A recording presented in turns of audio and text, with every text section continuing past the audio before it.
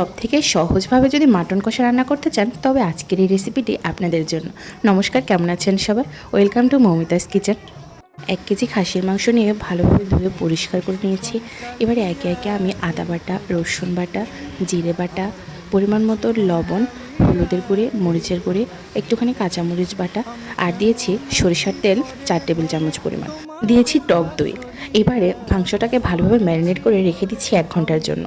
Pressure কুকারে তেল গরম করে গরম মশলা দিয়ে দিয়েছি।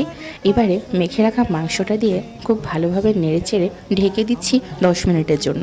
মাংসের গায়ে জল বেরিয়ে এলে এবারে অল্প আঁচে রেখে রেখে মাংসটা খুব ভালোভাবে কষিয়ে নিতে হবে। ঠিক ততক্ষণ ধরে কষাতে হবে যতক্ষণ না মাংসের গায়ে থেকে তেল বেরিয়ে না আসছে।